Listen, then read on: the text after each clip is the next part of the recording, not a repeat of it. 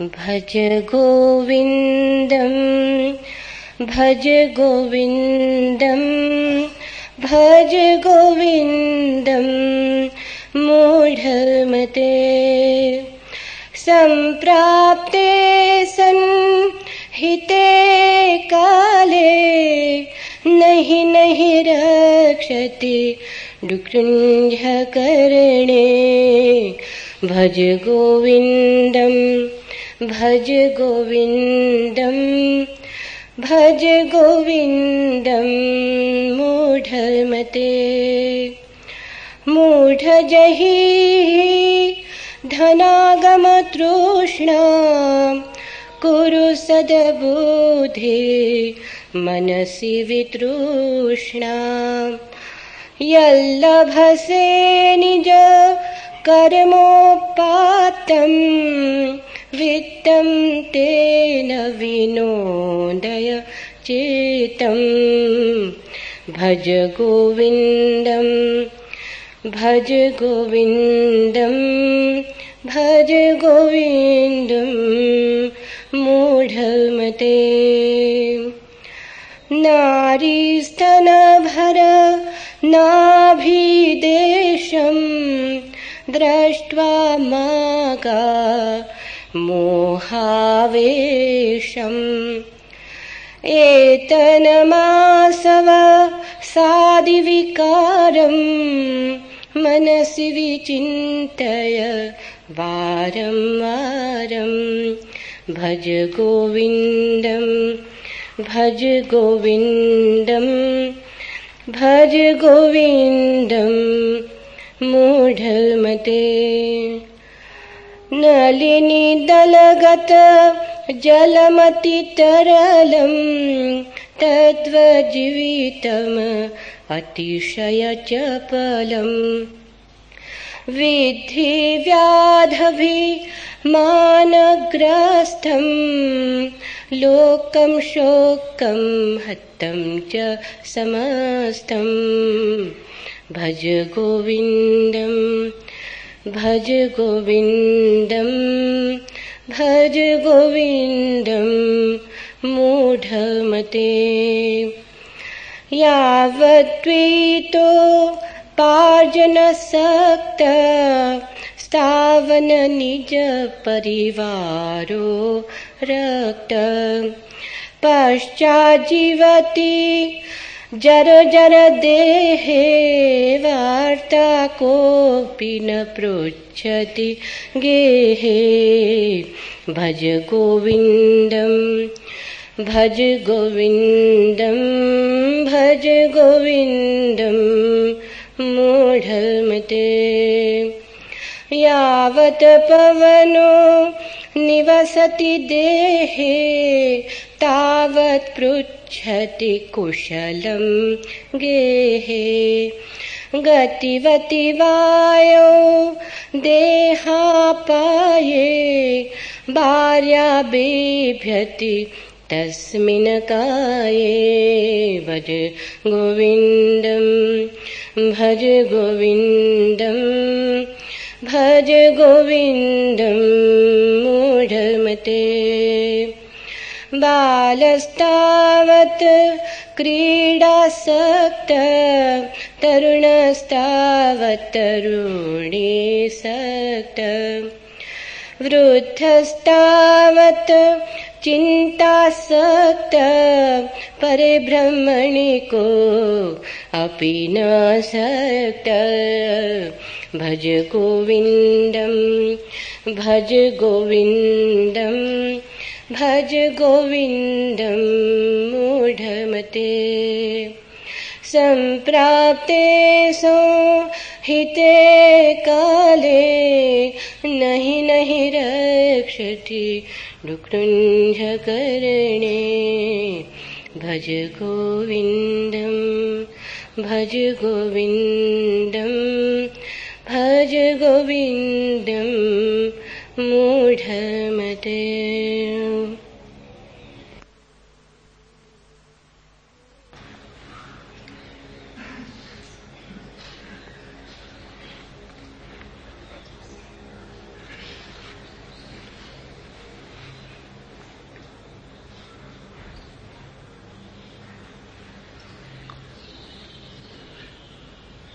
सत्य मिलता है शून्य में और खो जाता है शब्दों में। सत्य मिलता है मौन में, बिछुड़ जाता है मुखरता में। सत्य की कोई भाषा नहीं, सारी भाषा असत्य है।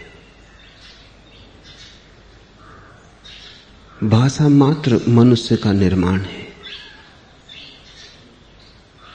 सत्य मनुष्य का निर्माण नहीं, आविष्कार है।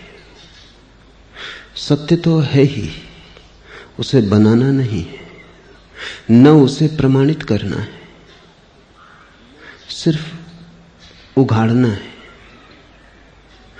और उघाड़ने की घटना जब मनुष्य के भीतर सारी भाषा का ऊहापोह शांत हो जाता है तभी घटती है। क्योंकि भाषा के ही पर्दे हैं, विचार से ही बाधा है। यह बहुत बुनियादी और प्राथमिक सूत्र है समझ लेने का। बच्चा पैदा होता है, कोई भाषा उसके पास नहीं होती, न कोई शास्त्र लेकर आता है, न कोई धर्म, न कोई जाति, न कोई राष्ट्र। उतरता है शून्य की भांति। शून्य की पवित्रता अनूठी है। शून्य एकमात्र कुंवारापन है, बाकी तो सभी विकृत है। उतरता है एक ताजे फूल की भांति। चेतना पर एक लकीर भी नहीं होती, जानता कुछ भी नहीं, लेकिन बच्चे की जानने की क्षमता शुद्ध होती है। दर्पण है, अभी कोई प्रतिबिंब भी नहीं बना, लेकिन दर्पण की क्षमता पूरी है, शुद्ध है। बाद में प्रतिबिंब तो बहुत बन जाएंगे, जानना तो बढ़ जाएगा, जानने की क्षमता कम होती जाएगी, क्योंकि वो जो शून्य था वो शब्दों से भर जाएगा, उसकी रिक्तता समाप्त हो जाएगी। जैसे दर्पण पर प्रतिबिंब बने और चिपकते चले जाएं, अलग ना हो, तो दर्पण की झलकाने की क्षमता कम हो जाएगी। बच्चा पैदा होता है, जानता कुछ भी नहीं, लेकिन जानने की क्षमता उसकी परिशुद्ध होती है। इसलिए तो बच्चे जल्दी सीख लेते हैं, बूढ़े मुश्किल से सीख पाते हैं, क्योंकि सीखने की क्षमता ही बूढ़े की कम हो गई। मन भर गया, स्लेट पर बहुत कुछ लिखा जा चुका, कागज अब कोरा नहीं है। पहले कागज को कोरा करना पड़े तभी कुछ नया लिखा जा सके। बच्चा जैसा पैदा होता है, यदि तुम पुनः वैसे ही हो जाओ तो ही सत्य को पा सकोगे। तो एक जन्म तो बच्चे का है और एक जन्म संतत्व का। जिसके जीवन में दूसरा जन्म घट गया, जो द्विज हो गया, वही ब्राह्मण है। शास्त्र कहते हैं पैदा सभी शूद्र की भांति होते हैं, कभी कोई विरला ब्राह्मण हो पाता है, से सब शूद्र की भांति ही पैदा होते, शूद्र की भांति ही मर जाते। ब्राह्मण कौन है? वह नहीं जो वेद को जानता है, क्योंकि वेद को तो कोई भी जान ले सकता है। वह नहीं जिसे शास्त्र कंठस्थ है, शास्त्र तो कंठस्थ कोई भी कर ले सकता है। शास्त्र की जानकारी तो स्मृति है, ज्ञान नहीं। ब्राह्मण वह है जिसने ब्रह्म को जाना। यहां तुम आ गए हो, तुम्हें शायद पता भी ना हो, ये खोज ब्राह्मण होने की खोज,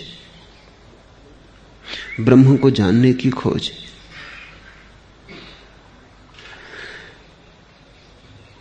इस मधुर गीत का पहला पद शंकर ने तब लिखा जब वे गांव से गुजरते थे और उन्हें एक बूढ़े आदमी को व्याकरण के सूत्र रटते देखा।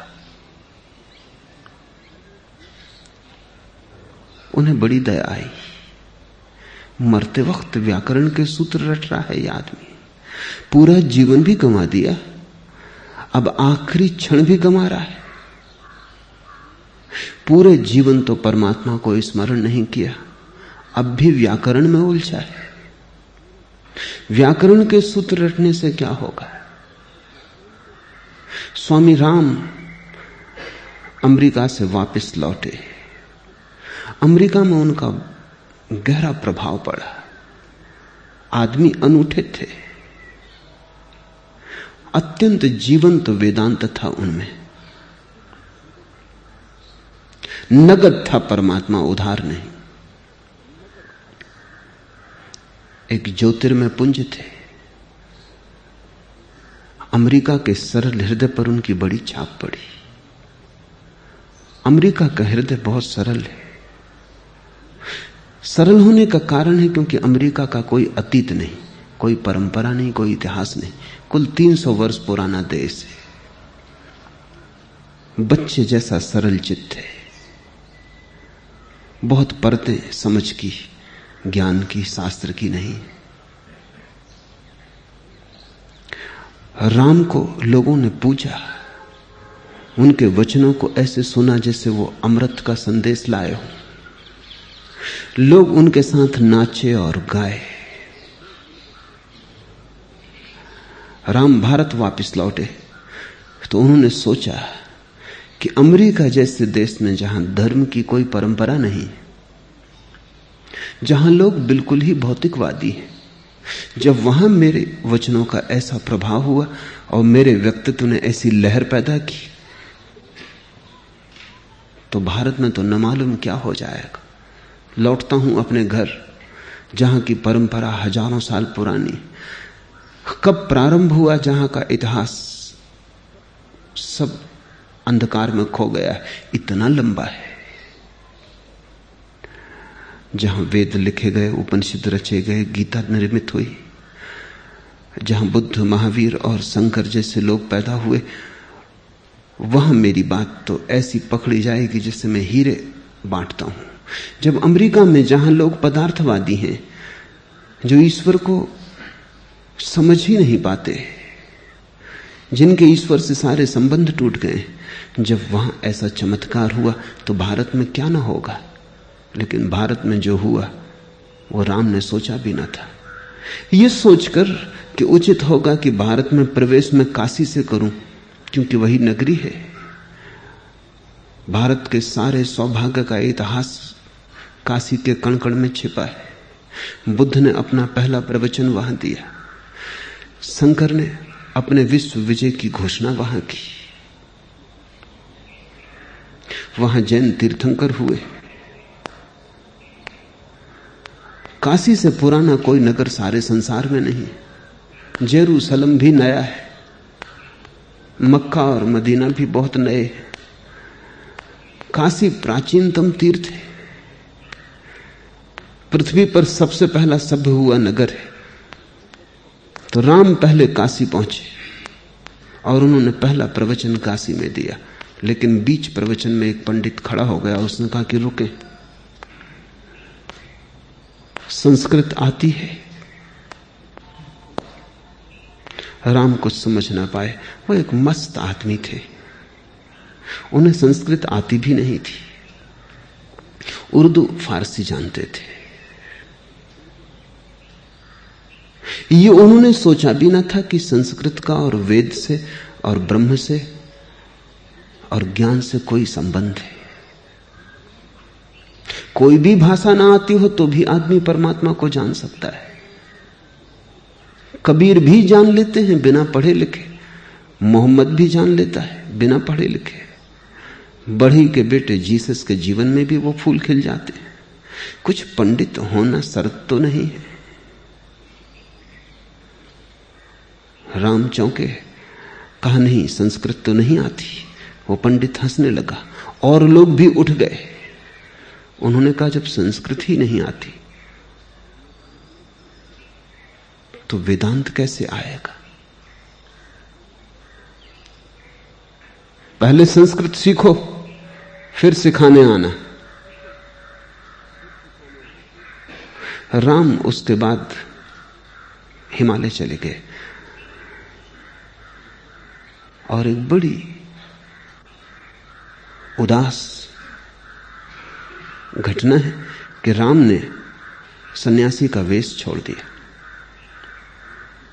जब वे मरे तो गैरिक वस्त्रों में नहीं थे, क्योंकि उन्होंने कहा जो धर्म शब्दों में अटक गया हो और जिसका सन्यास केवल पांडित हो गया हो और संस्कृत जानने से जहां वेदांत जाना जाता हो, उस समूह का क्या अपने को अंग मानना। जब वो मरे तब वे गैरिक वस्त्रों में न थे, उन्होंने सन्यास का भी त्याग कर दिया।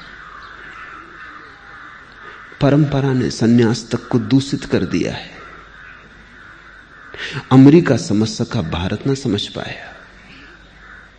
अमेरिका ना समझे इसलिए समझ सका, भारत बहुत समझदार है, जरूरत से ज्यादा समझदार है। बिना जाने बहुत कुछ जान लेने की भ्रांति भारत को पैदा हो गई। पंडित तो हो गया है मन, प्रज्ञावान नहीं हो पाया है। शब्द तो भर गए, निशब्द के लिए जगह नहीं बची है। और धर्म का कोई संबंध शब्दों से नहीं है। इसलिए मैं जो तुमसे कहूं उससे भी ज्यादा ध्यान उस पर देना जो मैं तुमसे ना कहूं। बोलूं शब्द पर बहुत ध्यान मत देना, दो शब्दों के बीच में जो खाली जगह होती है उस पर ध्यान देना। जो बोलूं वो छूट जाए हर्जा नहीं है, लेकिन जो अनबोला है वो न छूट पाए। पंक्तियों के बीच पढ़ना पड़ता है ब्रह्म को, शब्दों के बीच खोजना पड़ता है ब्रह्म को, अंतराल में घटता है।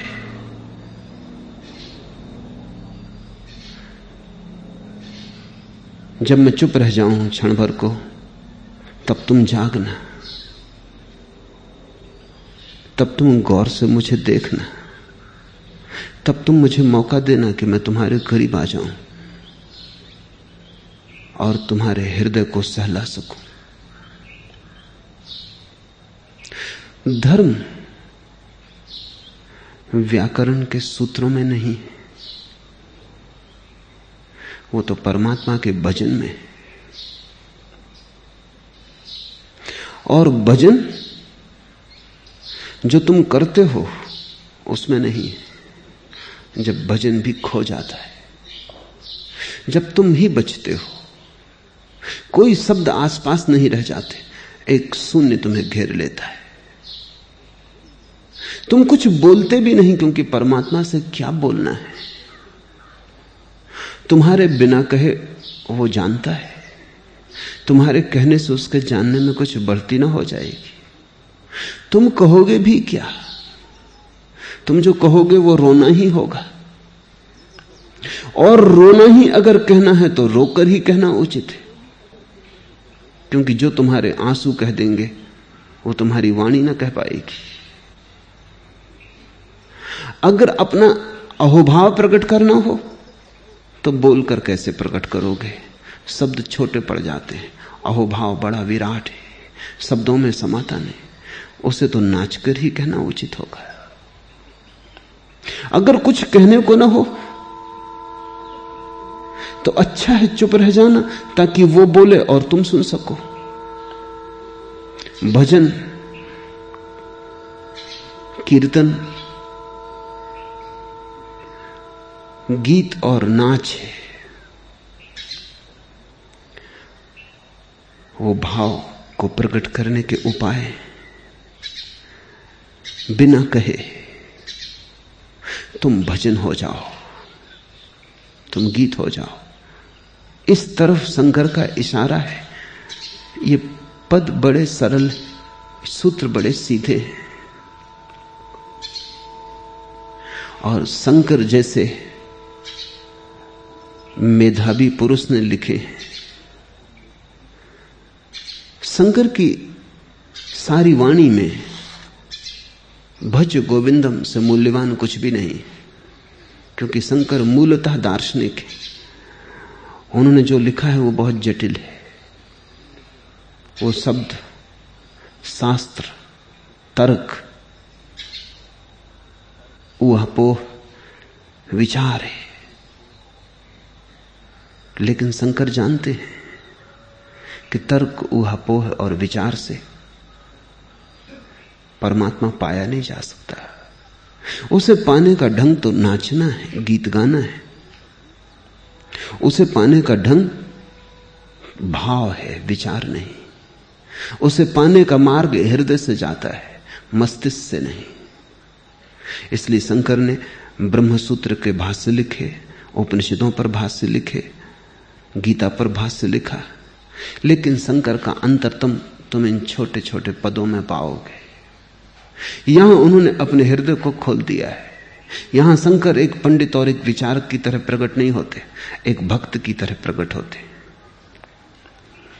हे मूढ़, गोविंद को भजो, गोविंद को भजो, क्योंकि अंतकाल के आने पर व्याकरण की रटन तुम्हारी रक्षा न करेगी।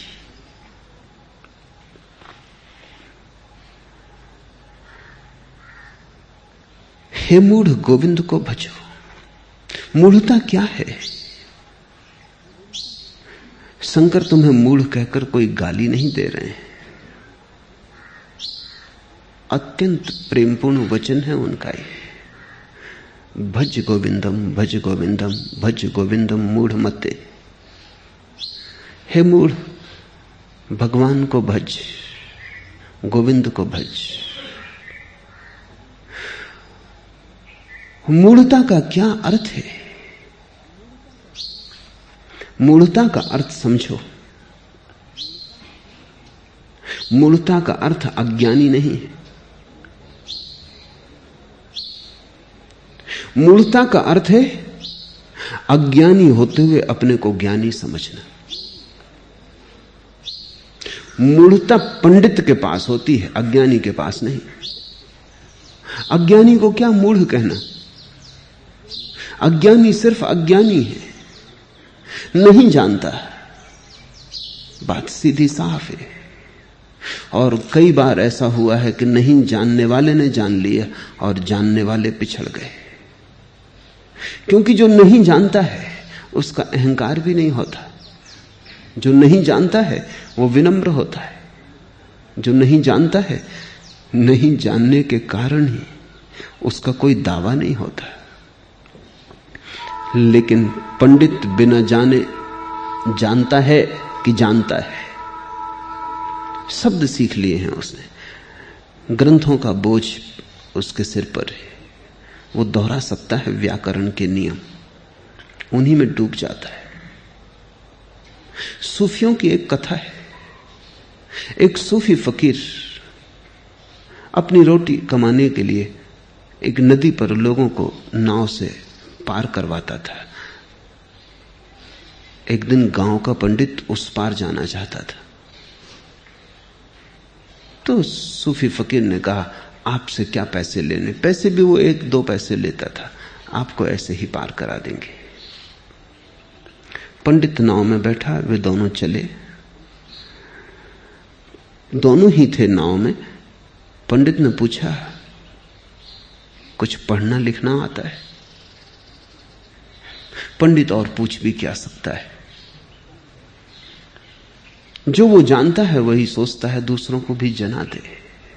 हम वही दूसरों को दे सकते हैं जो हमारे पास है। सूफी फकीर का तेज उसे दिखाई ना पड़ा। पंडित अपने ज्ञान में अंधा होता है। उसने से समझा एक साधारण माझी है, वो एक असाधारण पुरुष था। पंडित जिस परमात्मा की बात सोचता रहा है, सुनता रहा है, वो परमात्मा उस असाधारण पुरुष में मौजूद था। जिसकी पंडित ने अब तक चर्चा की थी, वो उस फकीर में से झांक रहा था। अगर आंख होती तो फकीर में वो सब मिल जाता। जिसके सपने देखे, जिसके शास्त्र पढ़े, प्रत्यक्ष था वहां कोई। लेकिन पंडित ने पूछा पढ़ना लिखना आता है? पंडित को अगर परमात्मा भी मिल जाए तो वो पूछेगा सर्टिफिकेट, कहां तक पढ़े लिखे हो? उसकी अपनी दुनिया है, वो अपने ही शब्दों में, अपने ही शास्त्र में जीता है। उस फकीर ने कहा कि नहीं, पढ़ना लिखना तो बिल्कुल नहीं आता है, मैं बिल्कुल गंवार हूं, ना समझ। उसने जब ये शब्द कहे तब अगर पंडित के पास जरा भी होश होता तो देख लेता कि कितनी गहरी विनम्रता है। अपने अज्ञान को स्वीकार कर लेना ज्ञान की तरफ पहला कदम है, और अगर कोई समग्रता से अपने अज्ञान को स्वीकार कर ले तो वही अंतिम कदम भी हो सकता है। क्योंकि जब तुम पूरे भाव से जानते हो कि कुछ भी नहीं जानता हूं, तब तुम्हारा अहंकार कहां टिकेगा, कहां खड़ा रहेगा? भूमि खो जाएगी, पैर के तले से गिर जाएगा भवन अहंकार का, तुम निरअहकार में उतर जाओगे। वही द्वार है, वहीं से कोई परमात्मा से जुड़ता है। फकीर ने कहा मैं कुछ भी नहीं जानता हूं, बिल्कुल बेपढ़ा लिखा हूं। पंडित ने कहा तो फिर तुम्हारी 4 आना जिंदगी बेकार गई। नाव थोड़ी आगे बढ़ी। पंडित ने पूछा और गणित तो आता ही होगा कम से कम, हिसाब किताब के लिए जरूरी है। फकीर ने कहा अपने पास कुछ है ही नहीं, हिसाब किताब क्या करना, खाली हाथ है। जो दिन में मिल जाता है वो सांझ तक समाप्त हो जाता है, क्योंकि रोटी से ज्यादा कमाना नहीं है कुछ। रात तो हम फिर फकीर हो जाते, सुबह उठ के फिर कमा लेते, और परमात्मा अब तक देता रहा है तो कल का हिसाब क्या रखना। और किसी ने दे दिया तो ठीक है, और किसी ने ना दिया तो भी ठीक है, क्योंकि अब तक जी लिए हैं, आगे भी जी लेंगे। न तो देने वाले से कुछ ऐसा मिल जाता है कि सदा काम आ जाए, और न देने वाला कुछ छीन लेता है कि सदा के लिए कोई नुकसान हो जाए। सब खेल है। पंडित ने कहा तुम्हारी 8 आना जिंदगी बेकार गई। और तभी अचानक तूफान आ गया और नाव डगमगाने लगी, और नाव अब डूबी तब डूबी होने लगी। फकीर हंसा, क्योंकि पंडित बहुत घबरा गया। मौत सामने देखकर कौन ना घबरा जाएगा। ऐसे पंडित अमृत की बातें करता था, आत्मा अमर है, लेकिन जब मौत सामने आती तब पांडित्य की आत्मा काम नहीं आती, ना पांडित्य की अमरता काम आती। घबरा गया, हाथ पैर कपने लगे। फकीर ने पूछा तैरना नहीं आता? उसने कहा कि बिल्कुल नहीं आता। फकीर ने कहा तुम्हारी 16 आना जिंदगी बेकार गई। अब मैं तो कूदता हूं, हम तो चले, नाव तो डूबेगी। हे मूढ़, गोविंद को भजो, गोविंद को भजो, क्योंकि अंत काल के आने पर, संभवतः शंकर उस कहानी को जानते रहे हो जो मैंने तुमसे कही, क्योंकि अंत काल के आने पर व्याकरण की रटन तुम्हारी रक्षा न करेगी। जब डूबना आएगा सामने, जब मौत घेरेगी, तब अगर तैरना आता हो तो ही काम आ सकेगा। मौत में तैरना आता हो, और अगर मौत में तैरना नहीं आता तो मौत डुबा लेगी। बहुत बार पहले भी उसने डुबाया। तुम अभी तक भी सजग नहीं हुए हो, तुमने अब तक भी तैरना नहीं सीखा। अंत काल के आने पर, मृत्यु के आने पर कितनी तुम भाषा जानते हो, या कितनी भाषाएं जानते हो, कितना व्याकरण जानते हो, कुछ भी तो काम ना पड़ेगा। जो मौत में काम आ जाए वो प्रज्ञा, और जो मौत में काम ना आए वो पांडित्य। मौत कसौटी है। तो जो भी तुम जानते हो उसको इस कसौटी पे कसते रहना, कहीं भूल ना हो। ये कसौटी सदा सामने रखना, जैसे सराफ कसता रहता है पत्थर पर सोने को। ऐसे इस कसौटी को रखे रहना सदा। जो मौत में काम आए उसी को ज्ञान मानना, जो मौत में काम ना आए, धोखा दे जाए, दगा दे जाए, उसे पांडित्य समझना। और जो मौत में काम ना आए वो जीवन में क्या खाक काम आएगा। जो मौत तक में काम नहीं आता वो जीवन में कैसे काम आ सकता है? क्योंकि मौत जीवन की पूर्णा होती है, वो जीवन का चरम शिखर है, वो जीवन का समारोह है। जो मौत में काम आता है वही जीवन में भी काम आता है। यद्यपि जीवन में धोखा देना आसान है, लेकिन मौत में धोखा देना असंभव है। मौत तो सब उघाड़ के सामने रख देगी। शंकर किसे मूढ़ कहते हैं? उसे मूढ़ कहते हैं जो जानता तो नहीं है लेकिन व्याकरण को रट लिया है, शब्द का ज्ञाता हो गया है। शास्त्र से जिसकी पहचान हो गई है, जो शास्त्र को दोहरा सकता है, पुनरुक्त कर सकता है, शास्त्र की व्याख्या कर सकता है, पंडित को मूढ़ कह रहे हैं शंकर। अगर पंडित को मूढ़ न कहते होते तो हे मूढ़ गोविंद को भजो, गोविंद को भजो, क्योंकि अंतकाल के आने पर व्याकरण की रटन तुम्हारी रक्षा न करेगी। अचानक व्याकरण को याद करने की जरूरत नहीं थी। मूढ़ थोड़ी, जिनको हम मूढ़ कहते हैं, अज्ञानी, वे थोड़ी व्याकरण रट रहे हैं, पंडित रट रहा है। और भारत में ये बोझ काफी गहरा हो गया है। ये इतना गहरा हो गया है कि करीब करीब हर आदमी को यह ख्याल है कि वो परमात्मा को जानता है, क्योंकि परमात्मा शब्द को जानता है। ध्यान रखना, परमात्मा शब्द परमात्मा नहीं है, न पानी शब्द पानी है। और प्यास लगी हो तो शब्द काम ना आएगा, पानी चाहिए। और मौत सामने खड़ी हो तो अमरत्व के सिद्धांत काम ना आएंगे, अमृत का स्वाद चाहिए। मैं एक यात्रा में था, गर्मी के दिन थे, और उस वर्ष वर्षा नहीं हुई थी उस इलाके में। स्टेशन पर गाड़ी रुकी थी। एक आदमी 10-10 पैसे में एक गिलास पानी बेच रहा था। 10 पैसे में एक गिलास ठंडा पानी, कहता हुआ वो बढ़ता जाता, पैसे इकट्ठे करता जाता। एक आदमी जो मेरे पास ही बैठा था डब्बे में, उसने कहा 8 पैसे में न दोगे? वो पानी बेचने वाला रुका ही नहीं। उसने कहा फिर तुम्हें प्यास ही नहीं लगी। जब प्यास लगी हो तो कोई 10 पैसे 8 पैसे की बात करता है। ये तो प्यास न लगे हुए लोगों की बातें हैं। वो मुझे जच गई बात। उसने ठीक कहा कि 2 पैसे की फिक्र करोगे तुम, जब प्यास लगी हो तब आदमी सब देने को तैयार हो सकता है। हिसाब किताब तभी तक चलता है जब तक प्यास ना लगी हो। तुम कहते हो तुम हिंदू हो, मुसलमान हो, ईसाई हो, ये सब प्यास न लगे होने की बातें। जब प्यास लगती है तो कौन हिंदू, कौन मुसलमान, कौन ईसाई। जब प्यास लगती है तो तुम परमात्मा को मांगते हो। मंदिर, मस्जिद और गुरुद्वारे से कोई लेना देना नहीं रह जाता, इनसे कहीं प्यास बुझी है। और जब प्यास लगती है तो तुम हिसाब किताब नहीं लगाते। त्याग का यही अर्थ है, सन्यास का यही अर्थ है कि तुम्हें प्यास लगी है और तुम सब कुछ दांव पे लगाने को तैयार हो। लोग कहते हैं हाँ परमात्मा को भी जानना है, लेकिन अभी और दूसरे काम करने को भी बाकी है, अभी और उलझने हैं उनको सुलझाने।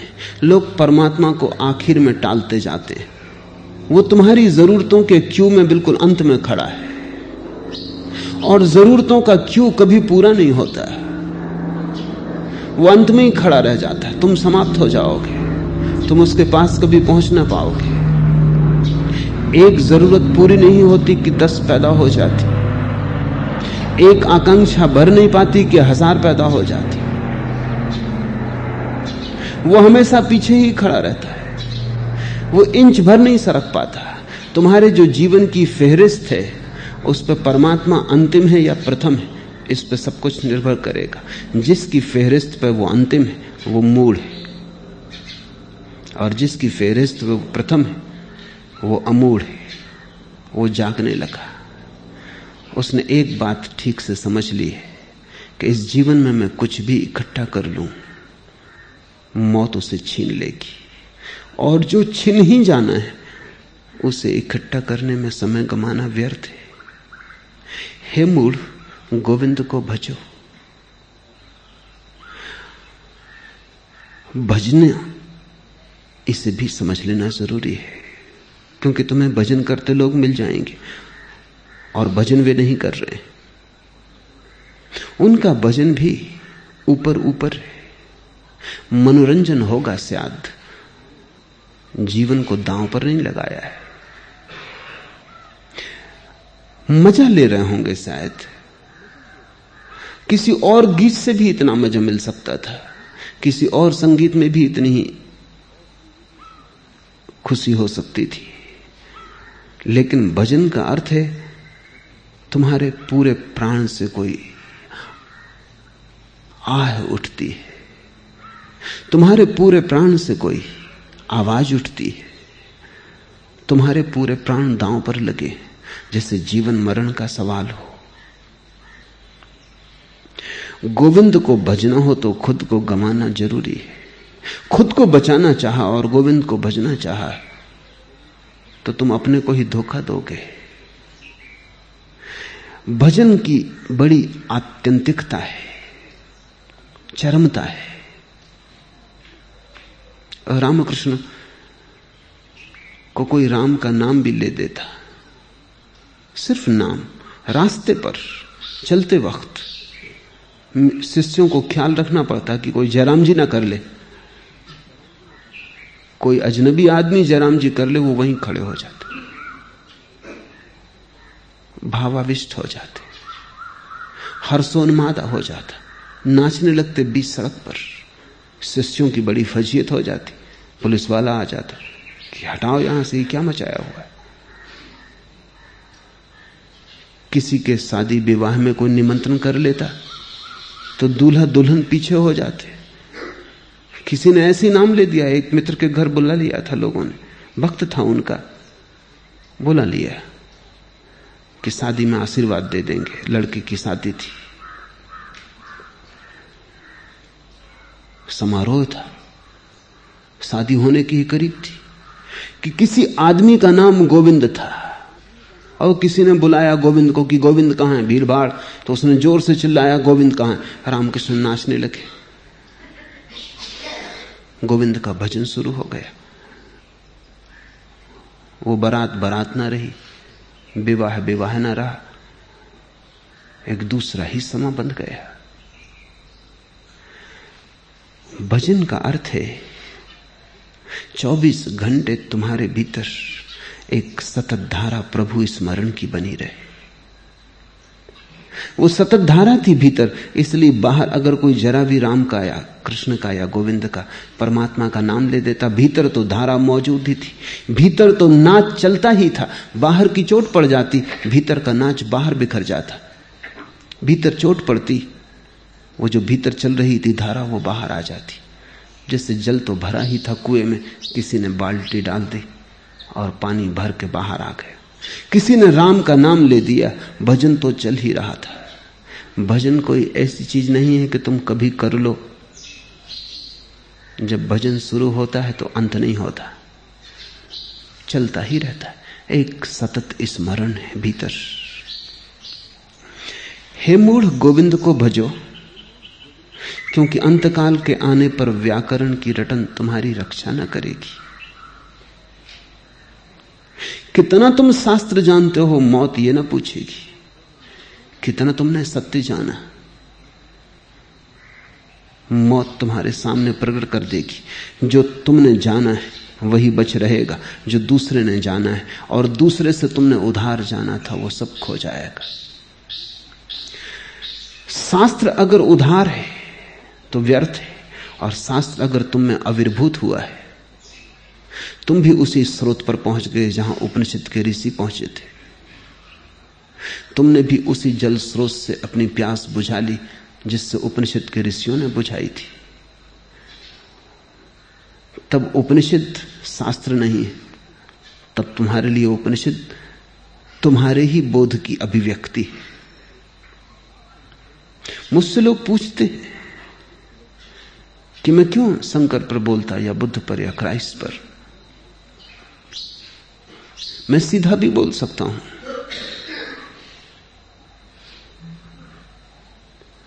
मैं सीधा ही बोल रहा हूं उनसे, मैं कहता हूं, क्योंकि शंकर के इस गीत में शंकर ने वही कहा है जो मैं कहना चाहूंगा, और इतने सुंदर ढंग से कहा है कि अब उसे और सुधारा नहीं जा सकता। आखिरी बात कह दी, कोई जरूरत नहीं है अब उसे दोहराने की। शंकर पर मैं इसलिए नहीं बोल रहा हूं कि मुझे लगता है शंकर जानते हैं, लगने का सवाल नहीं है। मेरा कोई विश्वास नहीं है शंकर में। उसी जल स्रोत से मैंने भी जल पिया है, जहां से पी के ये गीत उनमें पैदा हुआ होगा। हे मूढ़, धन बटोरने की तृष्णा को छोड़ो, सद्बुद्धि को जगाओ और मन को तृष्णा शून्य करो, तथा उसी से संतुष्ट और प्रसन्न रहो जो अपने श्रम से मिलता है। हे मूढ़, सदा गोविंद को भजो। धन बटोरने की तृष्णा छोड़ो। धन से केवल अर्थ उस धन का नहीं है जिसे तुम धन कहते हो। धन से उस सब का अर्थ है जिसको तुम बटोरते हो। जिसको भी बटोरने की तुम्हारे भीतर तृष्णा है वो सभी धन है, फिर वो ज्ञान ही क्यों ना हो। जब तुम ज्ञान भी बटोरते हो तुम धन ही बटोर रहे हो। एक आदमी रुपए गिनता जाता है कितने उसकी तिजोरी में हो गए। एक आदमी ज्ञान गिनता जाता है कि कितना ज्ञान उसने बटोर लिया, कितनी सूचनाएं उसके पास हो गई, कितने शास्त्र उसने पढ़ लिए, पर दोनों बटोर रहे हैं। तीसरा आदमी हो सकता है त्याग बटोर रहा हो कि कितने उपवास उसने किए। चौथा आदमी हो सकता है यश बटोर रहा हो कि कितने लोग उसे मानते, कितने लोग उसे पूजते, कितने लोग उसके पीछे चलते हैं। जहां भी तुम बटोरते हो, जो भी बटोरा जाता है वो सब धन है। और धन बड़े धोखे का है, क्योंकि भीतर तो तुम निर्धनी बने रहते हो और बाहर तुम बटोरते चले जाते हो। जो बाहर इकट्ठा किया है वो भीतर न ले जाया जा सकेगा, और जिसे तुम अपने भीतर न ले जा सके मौत उसे छीन लेगी, क्योंकि तुम ही मौत से पार जा सकोगे और कुछ भी नहीं। केवल तुम्हारा होना ही गुजरेगा। लपटें उसे जला ना सकेंगी, शस्त्र उसे बेध ना सकेंगे। नैनम छिदन्ति शस्त्राणि नैनम दहति पावका। सिर्फ तुम गुजर पाओगे मौत के द्वार से, शुद्ध तुम, और कुछ भी नहीं। अगर तुमने बाहर का ही धन बटोरा तो तुम निर्धन गुजरोगे मौत के द्वार से। और जब मौत तुम्हें निर्धन बता देगी तो जीवन में भी धन का सिर्फ धोखा ही हुआ है। वह धन क्या जिसे हम साथ न ले जा सके।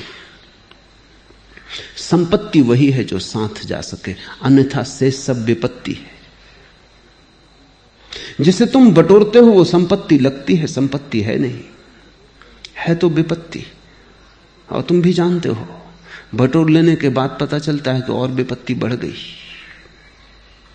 संपत्ति से तो संतोष आता है, संपत्ति से तो शांति आती, संपत्ति से तो निर्भयता आती, संपत्ति से तो तुम्हारे जीवन में एक स्वर गूंजता है कि पा लिया, पहुंच गए, घर आ गया। एक विश्राम की सुगंध तुम्हारे जीवन में उठती, लेकिन वो तो उठती दिखाई नहीं पड़ती। संपत्ति बढ़ती है वैसे तुम्हारे जीवन में और भी दुर्गंध उठती है, और भी तुम्हारे जीवन में भय उठता है। संपत्ति क्या इकट्ठी होती है, हजार चिंताएं इकट्ठी होती। संपत्ति से शांति तो नहीं मिलती, अशांति के द्वार खुल जाते हैं।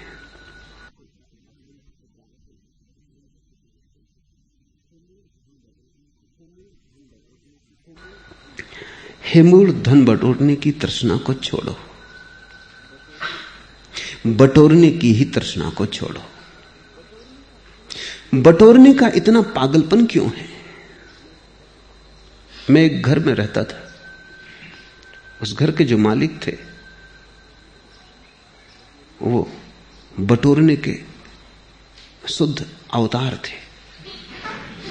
कोई भी चीज जो व्यर्थ भी हो गई उसे भी संभाल के रख लेते। उनका घर एक कबाड़खाना था। उसमें वो कैसे जीते थे यही बड़ा मुश्किल, कैसे रहते थे यही बड़ा मुश्किल। एक दिन मैं सामने बगीचे में खड़ा था, वो मुझसे बात कर रहे थे और उनका छोटा लड़का एक बुहारी टूटी, किसी काम की नहीं, सिर्फ पिछली ठूंठ ही बची थी, उसे बाहर फेंक गया। तत्क्षण मैंने देखा कि वो बेचैन हो गए।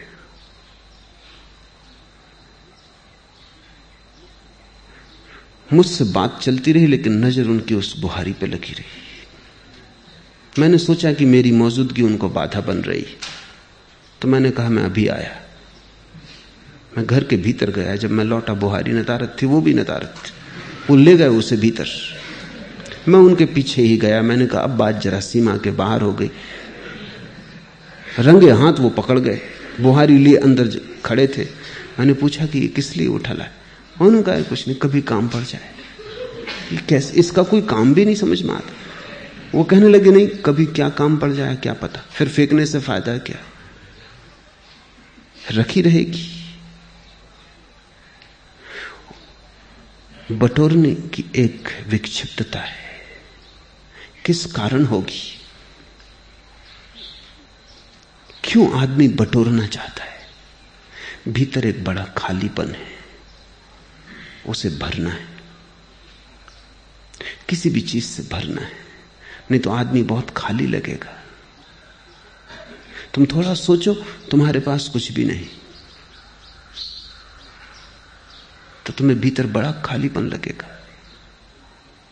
यहां ध्यान में रोज मेरे पास मित्र आते, थोड़े दिन ध्यान करते हैं, महीने 1.5 महीने, तो भीतर खालीपन दिखाई पड़ने लगता है। वो है तो सदा, ध्यान नहीं किया तो दिखाई नहीं पड़ता। ध्यान करने से बोध थोड़ा जगता है, होश थोड़ा आता है, भीतर खालीपन दिखने लगता है। और एक अनूठी घटना घटती, जिस व्यक्ति को भी वो भीतर खालीपन दिखाई पड़ता है वो अति से भोजन करना शुरू कर देता है। रोज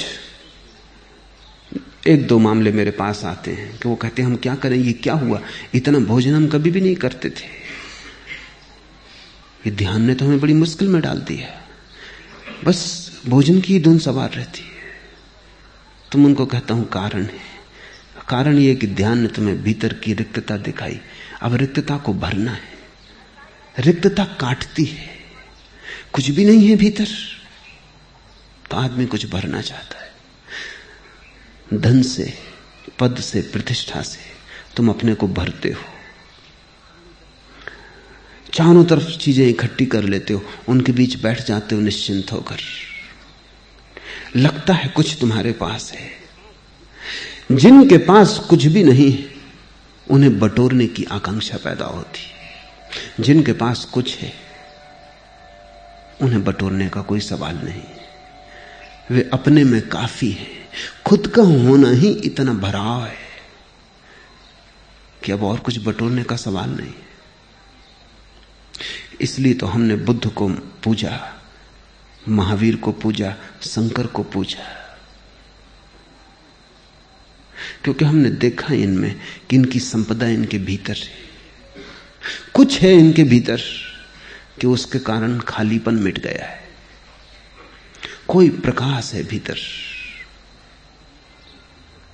जिसके कारण अब भीतर की रिक्तता पूर्णता हो गई, भीतर का शून्य सत्य हो गया है। ध्यान शून्य लाता है। अगर तुमने जल्दबाजी की तो शून्य को भरने की तृष्णा पैदा होगी। अगर जल्दबाजी न की और तुम शून्य के साथ रहने को राजी हो गए, तुमने उसे स्वीकार कर लिया, तो तुम पाओगे धीरे धीरे शून्य अपने आप भर दिया गया। क्योंकि प्रकृति शून्य को बर्दाश्त नहीं करती। शून्य तुम करो, भर देती है प्रकृति। न परमात्मा शून्य को बर्दाश्त करता है। तुम शून्य पैदा करो, परमात्मा भर देता है। शून्य भर चाहिए, पूर्ण तो उतर आता है। जैसे कहीं गड्ढा हो, वर्षा हो, तो सारा पानी चारों तरफ से दौड़ के गड्ढे में भर जाता है। ऐसे ही तुम जब शून्य होते हो, परमात्मा चारों तरफ से तुम्हारी तरफ दौड़ने लगता है। तुमने गड्ढा बना दिया, अब भरना उसे है।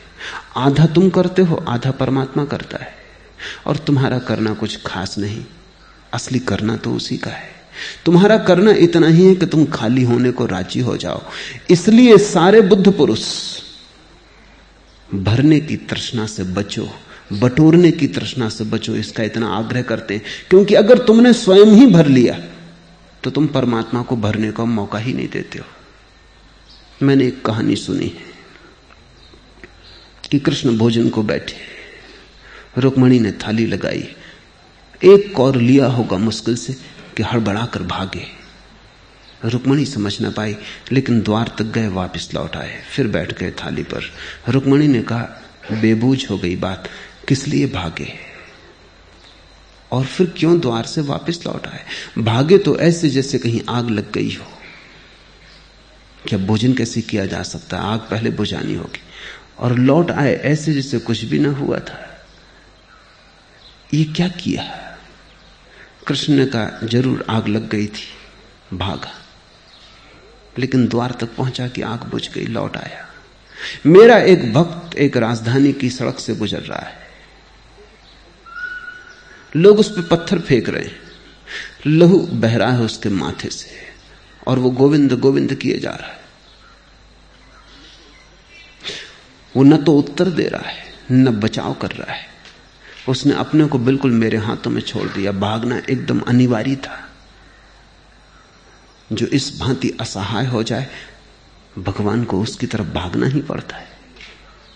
जो इतना शून्य हो जाए कि पत्थर पड़ रहे हैं, उनसे बचाव भी ना करे, भागे भी ना, उत्तर भी ना दे, तो सारा अस्तित्व उसकी रक्षा के लिए आ जाता है। गड्ढा हो गया, चारों तरफ से जलधार बहने लगती है, उसे भरने को, उसे झील बनाने को। फिर रुक्मिणी ने पूछा, लौट क्यों आए?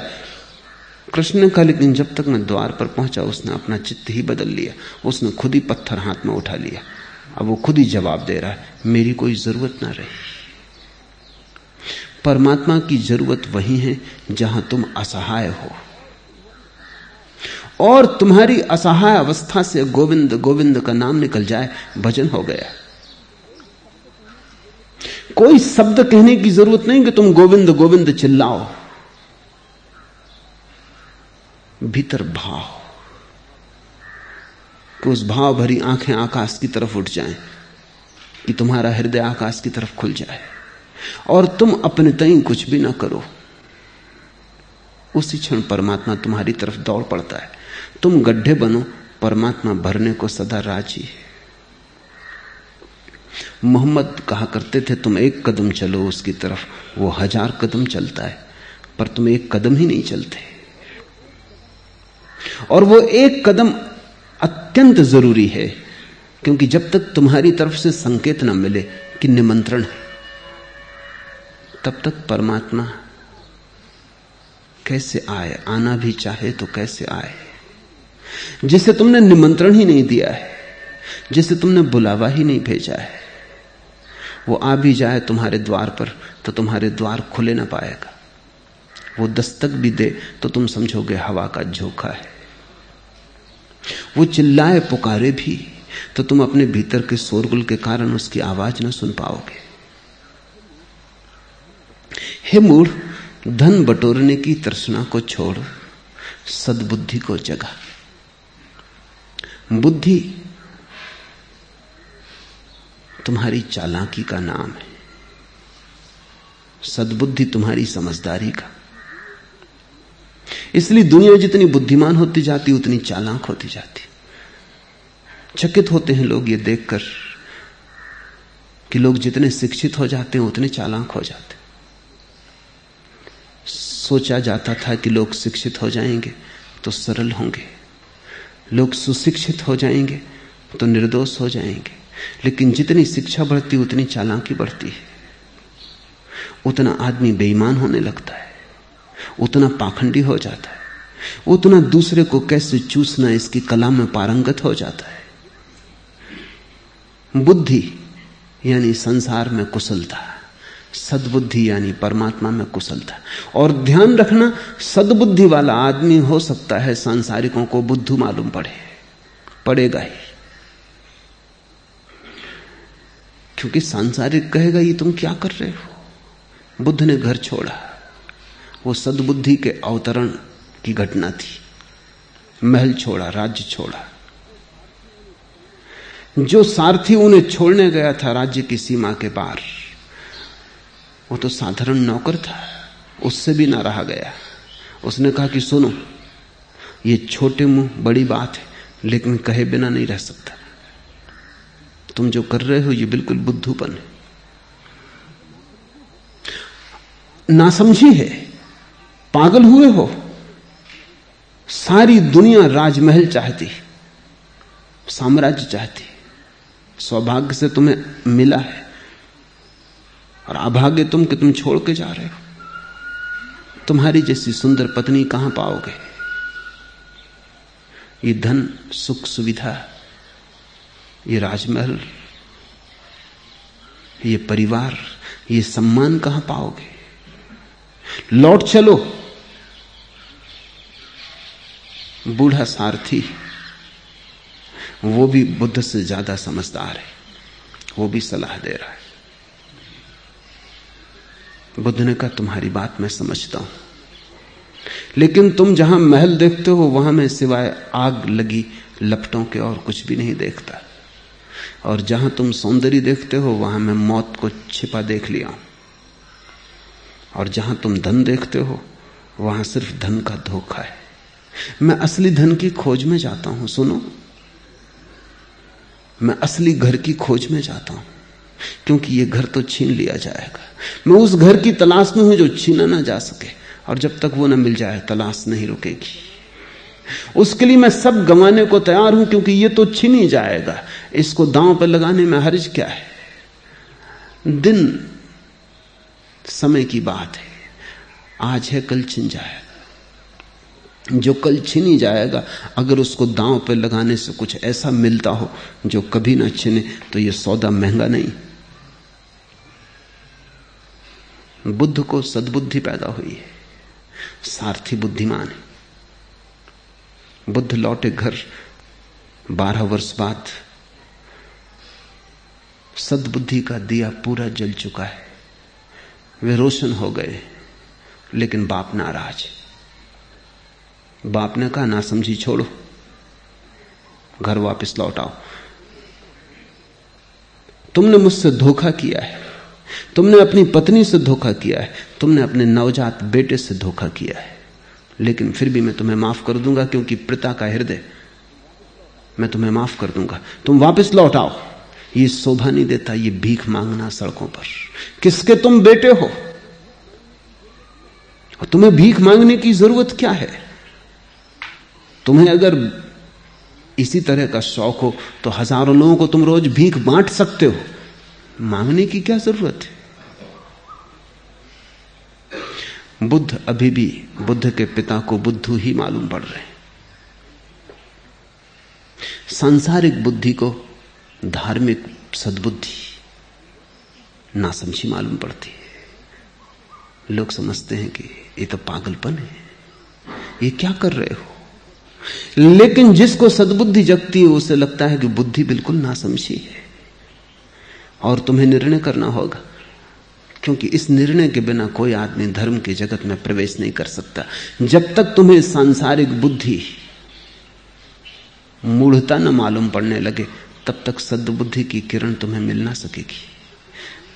सांसारिक बुद्धि जब तुम्हें मूढ़ता मालूम होने लगे, सांसारिक चालाकी जब तुम्हें अपने को ही धोखा देना मालूम होने लगे, और सांसारिक यश पद प्रतिष्ठा जब तुम्हें असफलता दिखाई पड़ने लगे, तब तुम्हारे भीतर सद्बुद्धि का अंकुरण होगा। सद्बुद्धि को जगाओ और मन को तृष्णा शून्य करो, तथा उसी से संतुष्ट और प्रसन्न रहो जो अपने श्रम से मिलता है। ये सभी धनों के संबंध में सच है।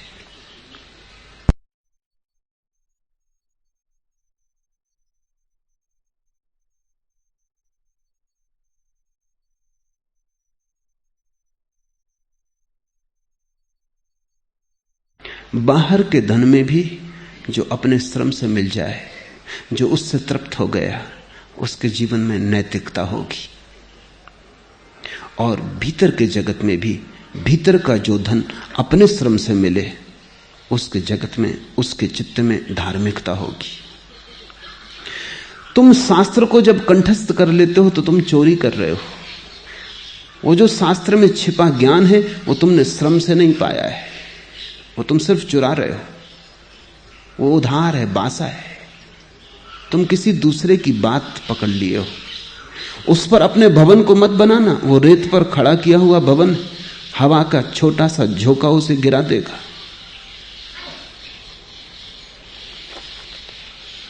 अभी कुछ दिन पहले मैं एक ज़ेन कहानी कह रहा था।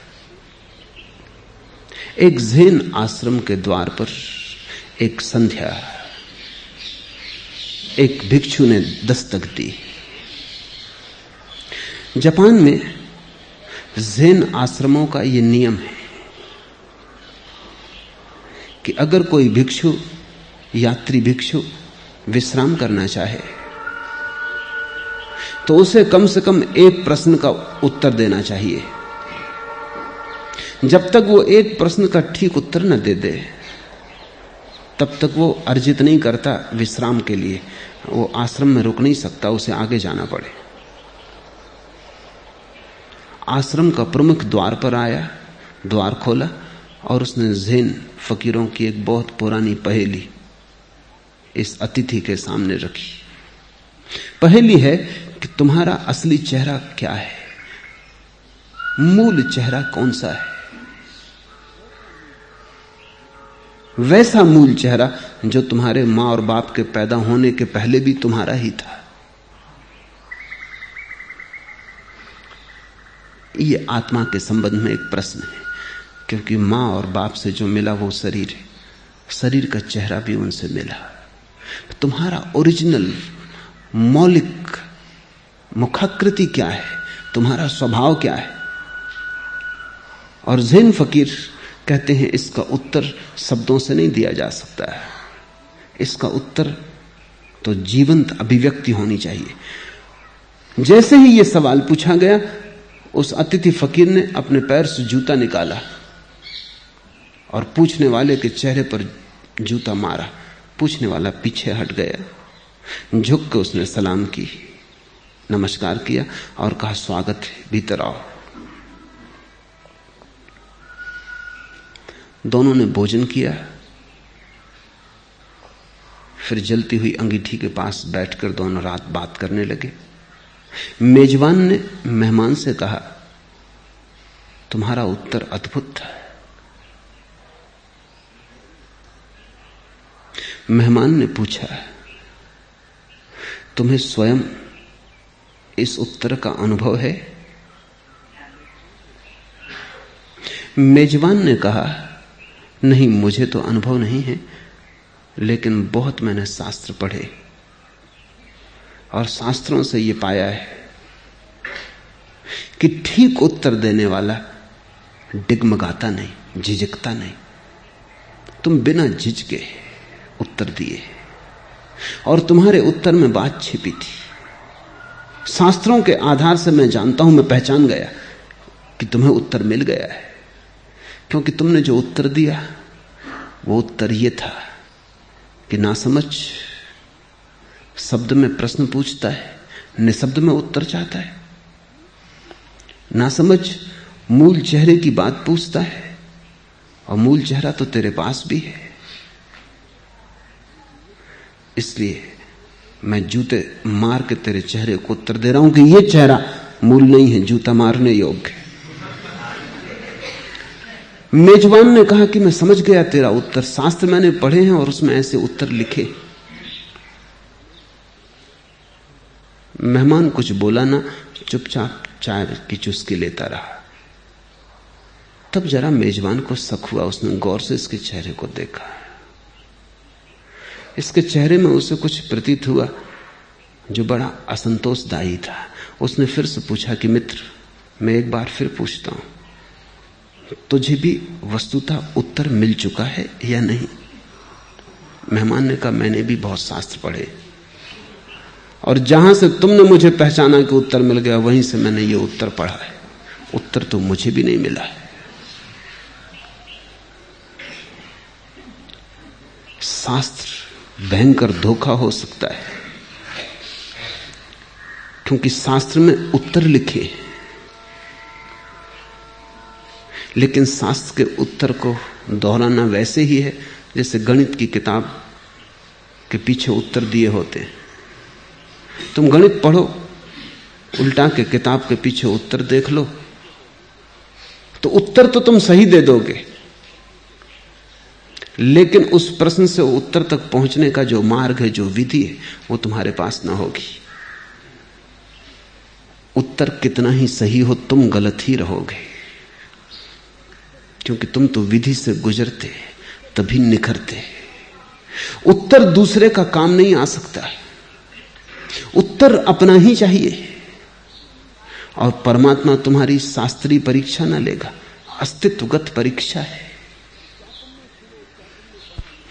क्या तुमने सुना, क्या तुमने पढ़ा, यह न पूछेगा, क्या तुमने जिया। अगर तुम्हारे जीवन में ही तुम्हें उत्तर मिला हो तो तुम्हारे श्रम से मिला है। तो चाहे धन बाहर का हो, अगर बाहर के धन को तुम श्रम से कमाओ तो तुम्हारे जीवन में नैतिकता होगी, और अगर भीतर के धन को तुम श्रम से कमाओ तो तुम्हारे जीवन में धार्मिकता होगी, प्रामाणिक धर्म होगा। इसी को स्वामी राम ने नगद धर्म कहा है। उधार धर्म, नगद धर्म। उधार धर्म ऐसा है, उत्तर तो सब सही, लेकिन नपुंसक, कोरे, खाली, चली हुई कारतूस जैसे। उसको बंदूक में रख के चलाने की कोशिश मत करना, हंसी होगी जगत में। वो चली हुई कारतूस है। लेकिन अधिकतर लोग यही कर रहे हैं, दूसरों के उत्तर दोहरा रहे हैं, यंत्रवत दोहराए चले जा रहे हैं। अपना प्रश्न भी उन्होंने अब तक नहीं खोजा है, अपना उत्तर तो बहुत दूर। अभी उन्हें यह भी पता नहीं है कि हमारे अस्तित्व का प्रश्न क्या है जिसकी हम खोज कर रहे हैं। हम क्या जानना चाहते हैं, इसका भी अभी ठीक ठीक पता नहीं है। हे मूढ़, धन बटोरने की तृष्णा छोड़, सद्बुद्धि को जगा, उसी से संतुष्ट और प्रसन्न रह जो श्रम से मिलता है। हे मूढ़, सदा गोविंद को भजो। नारी के रूप, स्तन और नाभि प्रदेश को देखकर मोहाविष्ट मत हो जाओ। वे सब मांस के विकार मात्र हैं, ऐसा विचार मन में बार बार करो। और हे मूढ़, सदा गोविंद को भजो।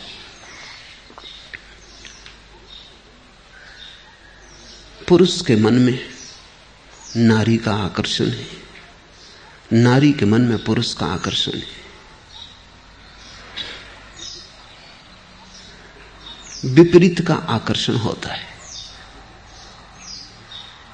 और विपरीत के आकर्षण में एक सम्मोहित अवस्था हो जाती है। इसे थोड़ा समझना जरूरी है।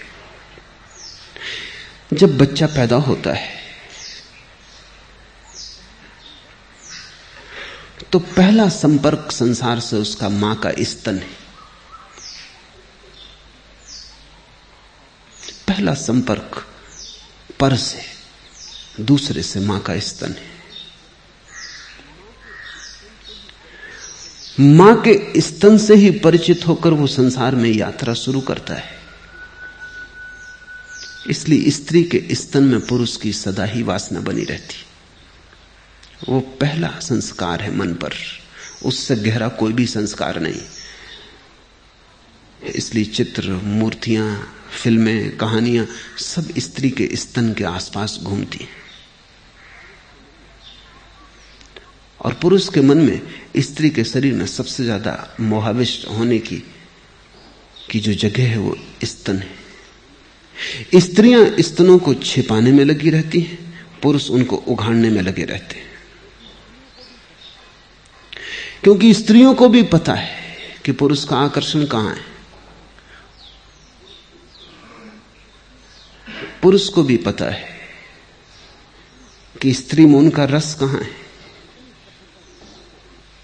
और जितनी सभ्यता विकसित होती है उतनी ही ये कठिनता बढ़ती जाती है। असभ्य जातियों में स्तन के प्रति कोई आकर्षण नहीं है,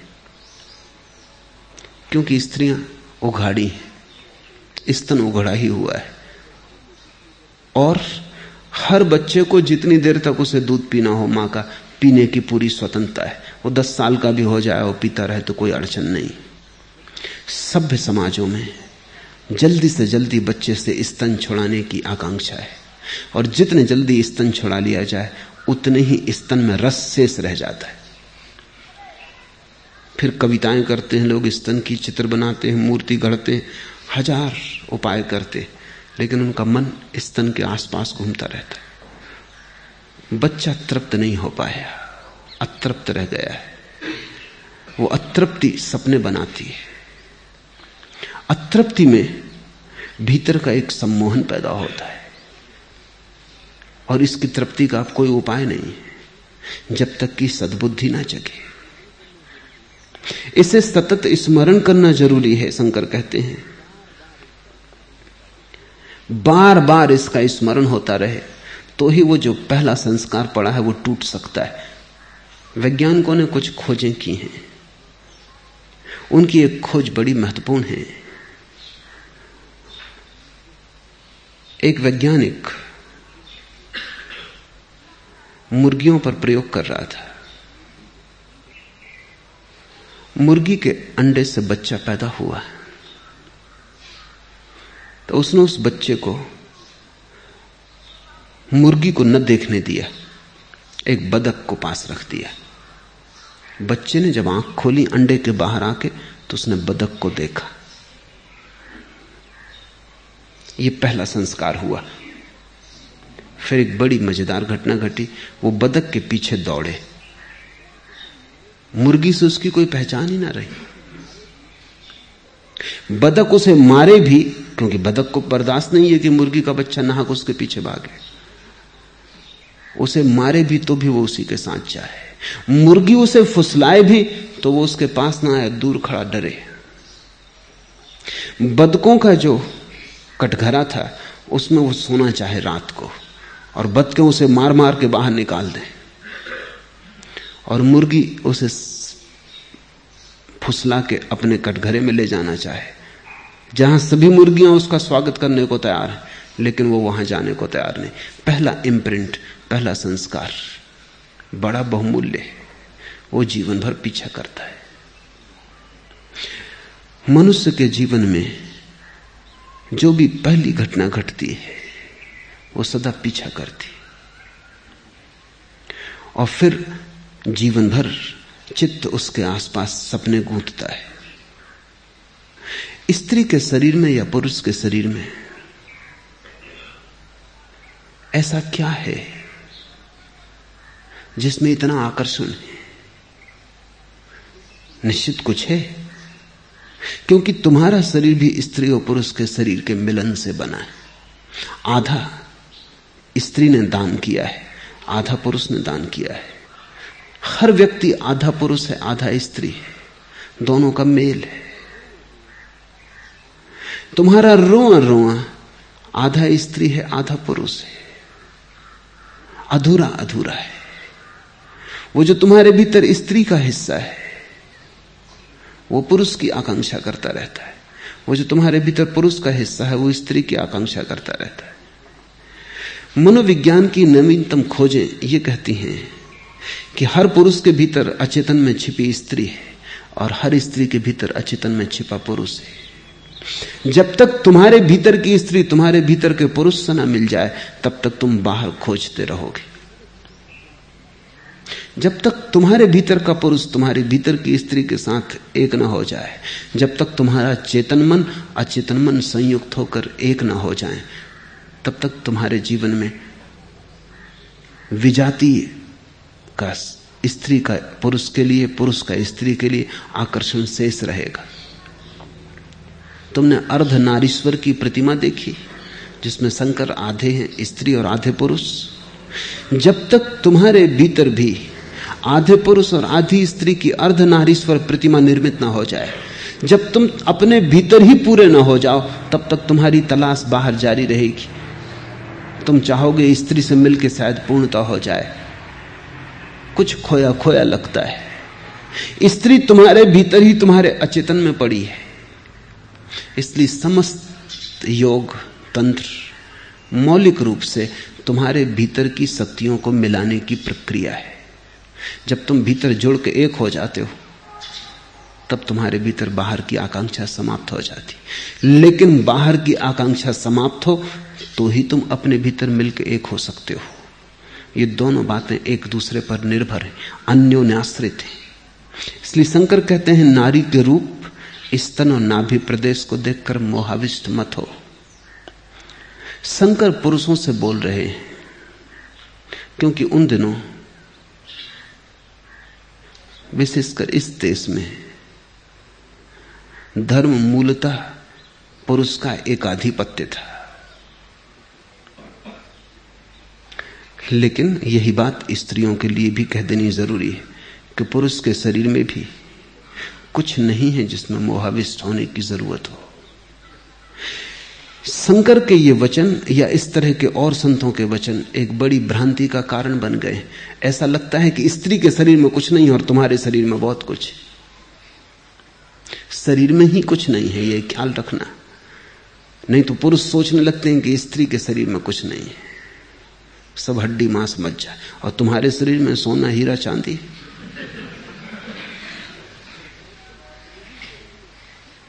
जब तक तुम अपने ही शरीर में हड्डी मांस मज्जा ना देख पाओगे, तब तक तुम स्त्री के शरीर में भी ना देख पाओगे। इससे स्त्री की निंदा करने का एक परंपरा बन गई।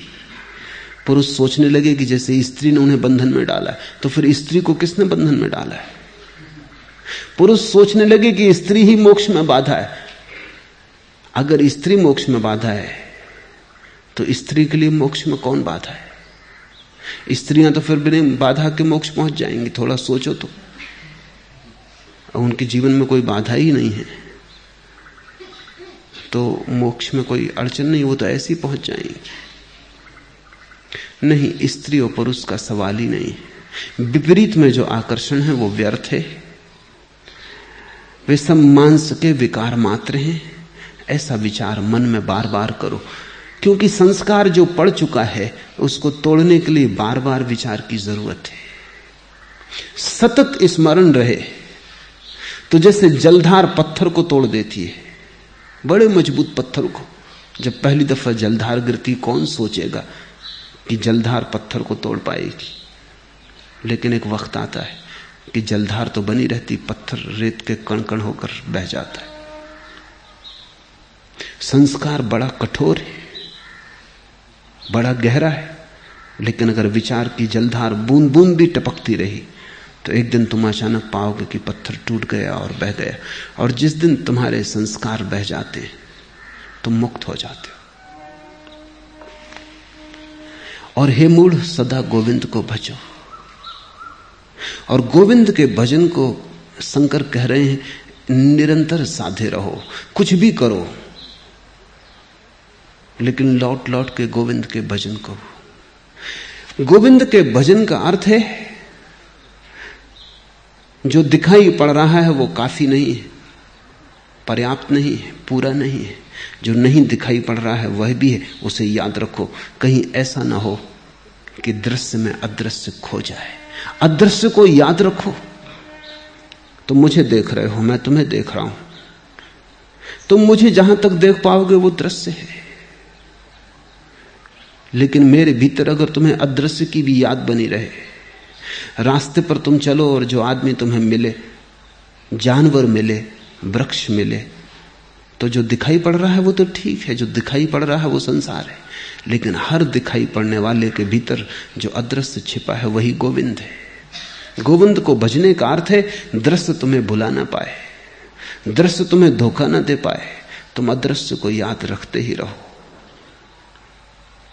एक सन्यासी को गलती से, भ्रांतिवश एक सिपाही ने मार डाला। 1857 की बात, क्रांति के दिन एक मौन सन्यासी, नग्न सन्यासी गुजर रहा है अंग्रेजों की छावनी के पास से। सिपाहियों ने उसे पकड़ लिया, उससे पूछा कौन हो, लेकिन वो मौन है, इसलिए वो उत्तर नहीं दिया। उत्तर नहीं दिया तो शक बढ़ा, संदेह हुआ। एक अंग्रेज सिपाही ने भाला उठा के उसकी छाती में भोंक दिया। उस सन्यासी ने व्रत लिया था कि सिर्फ मरते वक्त एक बार बोलेगा, उसके पहले नहीं। ऐसा 30 साल से वो मौन था।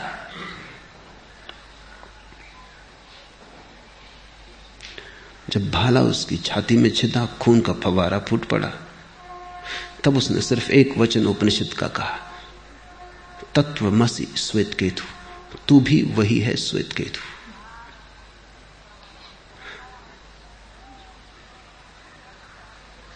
भीड़ इकट्ठी हो गई। लोगों ने पूछा तुम्हारा क्या मतलब है? उसने कहा कि मेरा मतलब इतना ही है कि परमात्मा किसी भी रूप में आए मुझे धोखा न दे पाएगा। आज वो भाला मारने के लिए आया है, भाला हाथ में लेकर आया है, भाला छाती में चुभ गया है, लेकिन मैं देख रहा हूं कि भीतर तू वही है, तत्वमसि श्वेतकेतु, तू मुझे धोखा न दे पाएगा। छाती से खून बहते वो सन्यासी नाचने लगा, क्योंकि वो अपने हत्यारे में भी परमात्मा को देख सका। भज गोविंदम मूढ़ मते। इसका अर्थ है कि कहीं कुछ भी हो जाए, हर हालत में परमात्मा तो दिखाई पड़ता ही रहे, दुश्मन में भी दिखाई पड़े, और जब मौत द्वार पर आए तो मौत में भी दिखाई पड़े, मित्र में तो दिखाई पड़े ही, शत्रु में भी दिखाई पड़े। अभी तो ऐसा है कि मित्र में भी दिखाई नहीं पड़ता। अभी तो तुम जिससे प्रेम करते हो उसमें भी दिखाई नहीं पड़ता, प्रेयसी में, प्रेमी में भी दिखाई नहीं पड़ता। अभी तो अपने बेटे में, अपने बच्चे में भी दिखाई नहीं पड़ता। शत्रु की तो बात ही बहुत दूर है। अपने में नहीं दिखाई पड़ता तो पराये में कैसे दिखाई पड़ेगा। भज गोविंदम मूढ़ मते का अर्थ है कि चाहे कुछ भी हो, एक परमात्मा तो सब जगह दिखाई पड़ता ही रहे। चट्टान में भी दिखाई पड़े, होगा बहुत गहरा सोया है, लेकिन है तो। वृक्ष में भी दिखाई पड़े, माना कि गूंगा है तो। पागल में भी दिखाई पड़े, माना कि विक्षिप्त है, लेकिन है तो। किसी भी रूप में आए वो तुम्हारी पहचान न चूके। साईं बाबा के जीवन में एक उल्लेख है। एक हिंदू सन्यासी जो जिस मस्जिद में साईं बाबा रहते थे उससे कोई 3 मील दूर रहता था, वो रोज आता है साईं के दर्शन को, और जब तक उनके दर्शन न हो जाते तब तक वापस जाके भोजन न करता। कभी कभी बड़ी भीड़ होती, वो मस्जिद में भीतर ही न घुस पाता। कभी कभी पूरा दिन बीत जाता तब दर्शन होते, लेकिन जब तक वो पैर न छूले तब तक वो भोजन न करता। कभी कभी रात हो जाती तो फिर भोजन करना मुश्किल हो जाता, उपवास ही रह जाता, क्योंकि दिन में ही भोजन करने का नियम था। साईं बाबा ने उसे कहा, ना समझ, तुझे यहां आने की जरूरत भी नहीं, मैं वहीं आ जाऊंगा, मगर पहचानना, ऐसा ना हो कि मैं आऊं और तू पहचाने ना। ठीक जब तेरा भोजन तैयार होगा मैं आ जाऊंगा, तू वहीं दर्शन कर लेना, भोजन कर लेना। 3 मील आना जाना, फिर कभी कभी उपवास से रह जाना, मुझे भी पीड़ा होती। उसने कहा, ये तो बड़े सौभाग्य की बात है, तो कल मैं राह देखूंगा। कल उसने खाना जल्दी बना लिया, बड़ी खुशी से राह देखने लगा। कोई नहीं आया, एक कुत्ता आया। कुत्ते को भोजन की गंध मिल गई होगी, उसने उठाया डंडा का, भाग यहां से। हम साईं की प्रतीक्षा कर रहे हैं। आए तुम, 2 डंडे मारे, कुत्ते को भगा दिया। फिर कोई नहीं आया। दोपहर हो गई तो भागा हुआ मस्जिद पहुंचा। वहां भीड़ लगी है। जाके कहा कि क्या मामला है? बोलकर वचन देकर आए नहीं। तुम तो यहां जमे हो, भीड़ भाड़ में बैठे हो, आओगे कैसे? साईं ने कहा मैं आया, 2 डंडे भी खाए, तुम पहचाने नहीं।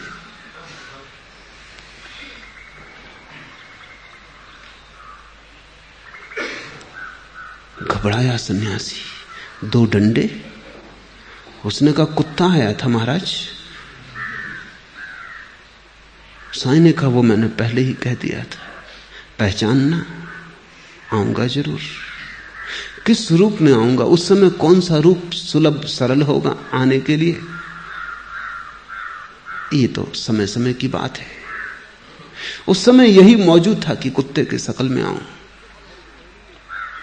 कोई दूसरा रूप उस वक्त भर दोपहरी में उपलब्ध भी ना था, वो कुत्ता ही वहां था। सो हम उसी पर सवार हुए।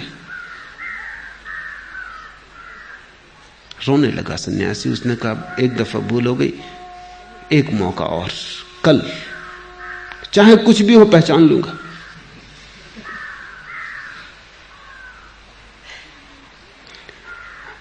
कुत्ता अगर आता दूसरे दिन तो पहचान लेता, लेकिन कुत्ता आया ही नहीं। अब उसको पता था, वो दो की प्रतीक्षा कर रहा था। साईं बाबा सीधे आ जाएं तो ठीक, नहीं तो कुत्ते की राह देख रहा था। कुत्ता आया ही नहीं। अब कुत्ते भी कोई भरोसे के थोड़ी, मौज की बात, आ गया नहीं आया। आया एक भिखमंगा, कोढ़ी। चूक हो गई। फिर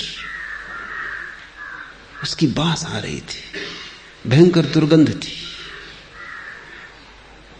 और ये तो भोजन को भी खराब कर देगा। इसकी बास आ रही है तो खाने का भी मन नहीं रह जाएगा। वमन की इच्छा होने लगी उसको देखकर।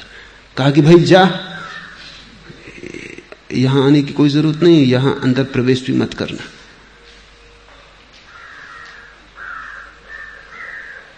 थोड़ा शक भी हुआ कि कहीं भूल तो नहीं हो रही, लेकिन ये कोढ़ी और साईं बाबा कोई तालमेल नहीं देखता। कुत्ता कम से कम स्वस्थ तो था। सांझ फिर गया, कहा कि आप आए नहीं, आपकी भी राह देखी, कुत्ते की भी राह देखी। साईं बाबा ने कहा आया था, लेकिन दुर्गंध तुझे जची ही नहीं। तूने दूर दूर धुतकार दिया। रोने लगा सन्यासी। कहा एक बार और। साईं बाबा ने कहा 1000 बार भी आऊं तू न पहचानेगा। पहचान तब संभव हो पाती है जब तुम जागते हो, जागे हुए होते हो। गोविंद को भजने का यही अर्थ है कि जो भी तुम्हें दिखाई पड़े गोविंद का भजन बन जाए। जहां से भी खबर आए उसकी ही खबर आए। हवा बहे तो उसकी याद, जल में कलकल नाद हो तो उसकी याद, पक्षी गीत गाएं तो उसकी याद, सन्नाटा हो तो उसका, शोरगुल हो तो उसका, बाजार हो तो उसका, शून्य हिमालय हो तो उसका, लेकिन उसकी याद हर जगह से आए। पत्ती, पखर, फूल, पत्थर, सब तरफ से उसकी याद आए। उसकी याद ही चारों तरफ बरसने लगे और तुम्हें घेर ले। जब भी तुम किसी की आंखों में झांको, उसी में झांको। और ये कोई कल्पना या काव्य नहीं है, ये तथ्य है, क्योंकि हर आंख से वही झांक रहा है। तुमने नहीं देखा, ये तुम्हारी भूल है। तुमने नहीं पहचाना, ये तुम्हारी नासमझी है। लेकिन हर आंख से वही झांक रहा है। लौट के अपनी पत्नी की आंख में ही झांक के देखना, या अपने छोटे बच्चे को पास बिठा लेना, उसकी आंख में गौर से झांकना। जल्दी ही तुम पाओगे बच्चा तो खो गया, निराकार मौजूद है।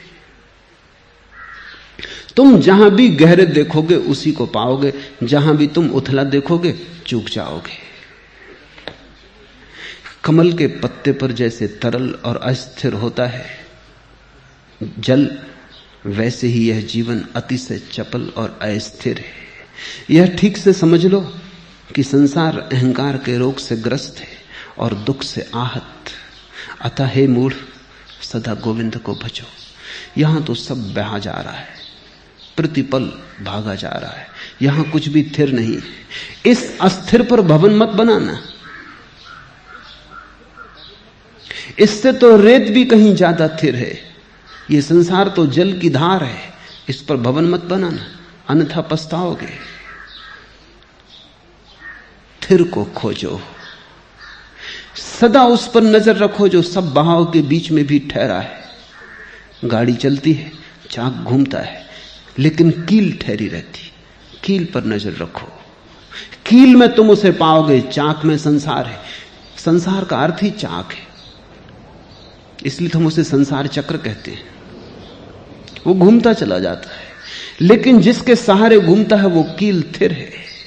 अस्थिर को भी होने के लिए स्थिर का सहारा चाहिए, झूठ को भी जीने के लिए सत्य का सहारा चाहिए, स्वप्न के घटने के लिए भी सच्चा दृष्टा चाहिए, अन्यथा स्वप्न भी ना घट सकेगा।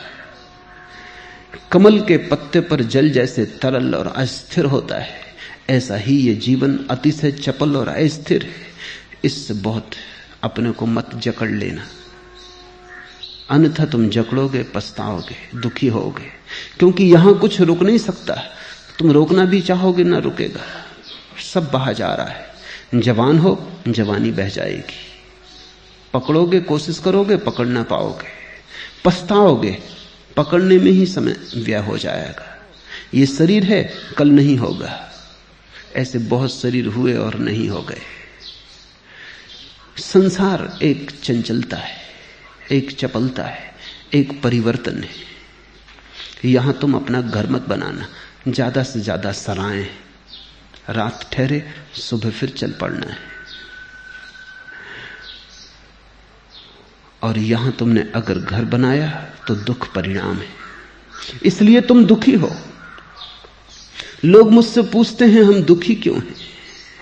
इसलिए तुम दुखी हो कि तुम भवन अपना वहां बना रहे हो जहां बनाया नहीं जा सकता, और जहां बनाया जा सकता है या जहां बना ही है वहां तुम देख ही नहीं रहे हो। तुम्हारी आंखें गलत दिशा में, इसलिए दुख है। दुख गलत के साथ जुड़ने का परिणाम है, गलत के साथ संग साथ कर लेने का परिणाम है। आनंद सत्संग है। जब तक धन अर्जित करने की शक्ति है तभी तक अपना परिवार भी अनुरक्त रहता है। बात बुढ़ापा आने पर, जब शरीर जर्जर हो जाता है, तब घर में कोई बात भी नहीं पूछता। अतः हे मूढ़, सदा गोविंद को भजो। अगर परिवार ही बनाना है तो उसके साथ बना लो, अगर विवाह ही रचाना है तो उसके साथ रचा लो। इस जगत के सब विवाह है, गहरे में तलाक है। इस जगत के सब संबंध बस ऊपर ऊपर नाम मात्र है, भीतर कुछ भी नहीं है। मुल्ला नसरुद्दीन एक लखपति बाप की बेटी के प्रेम में था और कहता था चाहे जीवन रहे कि जाए, तुझे नहीं छोड़ सकता, मरने को तैयार हूं, अगर उसकी भी जरूरत हो शहीद हो सकता हूं, लेकिन तुझे नहीं छोड़ सकता। बड़ी बातें करता था। एक दिन लड़की बड़ी उदास थी और उसने नसरुद्दीन से कहा कि सुनो, मेरे पिता का दिवाला निकल गया। नसरुद्दीन ने कहा मुझे पहले से पता था कि तेरा बाप जरूर कोई ना कोई गड़बड़ खड़ी करेगा और हमारा विवाह न होने देगा। विवाह ही जिस कारण से कर रहे थे वही खत्म हो गए।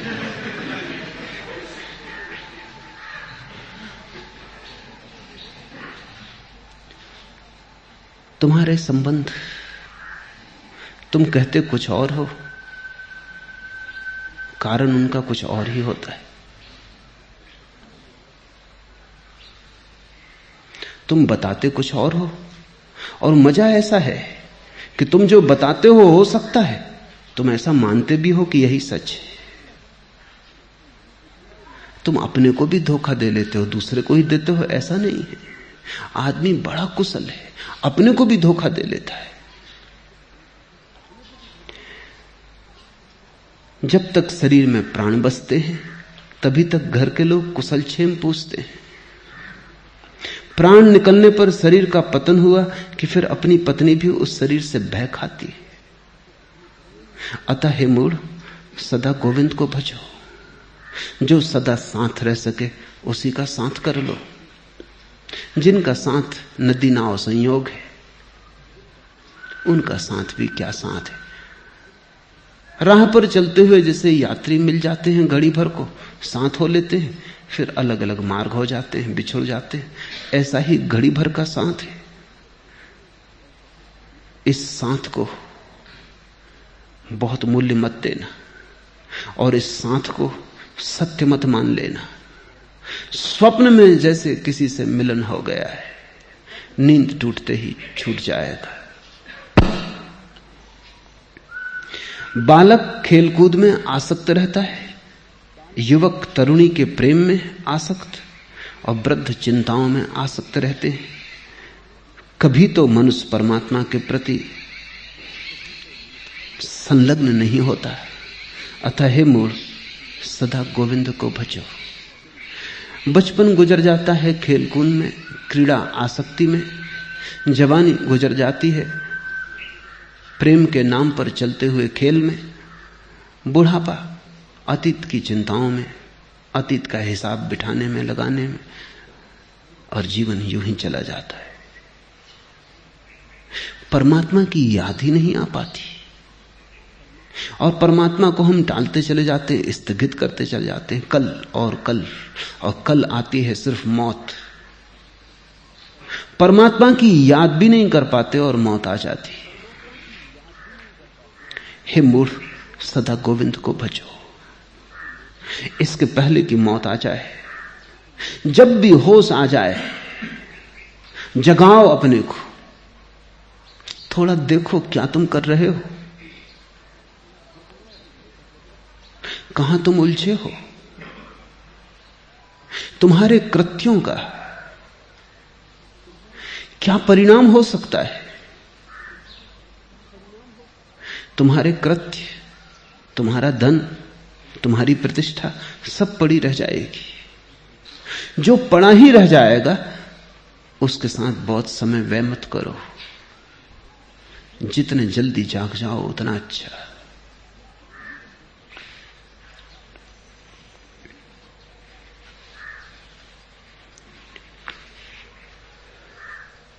जीवन के प्रति जिसकी आसक्ति नहीं टूटी, परमात्मा से उसकी आसक्ति नहीं जुड़ पाती। जीवन के प्रति अगर तुम बहुत अनुरक्त हो तो तुम परमात्मा को न पहचान पाओगे। रूप के प्रति जिसकी आसक्ति है वो अरूप को कैसे पहचानेगा। पदार्थ को जिसकी पकड़ है वो निराकार को कैसे पकड़ेगा। पृथ्वी पर जिसका सब कुछ लगा है वो आकाश की तरफ आंख भी नहीं उठाता। तुम्हारी आसक्ति जहां है अभी, जब तक वहां उसकी जड़ें न टूट जाएं, जब तक तुम जाग के न देख लो कि सिवाय दुख के वहां और कुछ भी नहीं है, जब तक तुम्हें जीवन का सार निचोड़ दुख न दिखाई पड़ जाए, सुख का कितना ही प्रलोभन हो, मिलता सदा दुख है। सुख के कितने ही आश्वासन हो, मिलता सदा दुख है। सुख की तुम कितनी ही योजनाएं बनाओ, वे योजनाएं ऐसी हैं जैसे कोई तेल निकालने की चेष्टा कर रहा हो रेत को निचोड़कर। हाथ में कुछ भी नहीं आता, हाथ खाली रह जाते। खाली हाथ संसार से जाने की तैयारी हो तो परमात्मा की फिक्र करने की कोई जरूरत नहीं। लेकिन बहुत रोते हुए जाओगे। अगर भरे हाथ भरे हृदय जाने की तैयारी हो, आकांक्षा हो, तो जितने जल्दी परमात्मा का स्मरण करो और जितने जल्दी उसमें लीन हो जाओ और जितना ज्यादा से ज्यादा समय और शक्ति उसके स्मरण में लग जाए उतना ही शुभ है। एक ही चीज तुम्हें भर सकती है, वह परमात्मा है, और उसकी भर तुम चिंता नहीं करते हो। और जिनसे तुम कभी न भर सकोगे उनकी तुम चिंता किए चले जाते हो। मुल्ला नसरुद्दीन की पत्नी मरने के करीब थी, वो बिस्तर पर पड़ी, आंख उसने खोली और उसने कहा, सुनो जी, क्या तुम सच कहते हो कि मैं मर जाऊंगी तो तुम पागल हो जाओगे? नसरुद्दीन ने कहा, 100%। तू मरेगी तो मैं निश्चित पागल हो जाऊं। पत्नी हंसने लगी, कहा, झूठ बोलते हो। जहां तक मैं जानती हूं मैं मरूंगी और तुम दूसरी शादी कर लोगे। नसरुद्दीन ने कहा कि पागल हो जाऊंगा ये सच, लेकिन इतना पागल नहीं कि फिर शादी कर लो।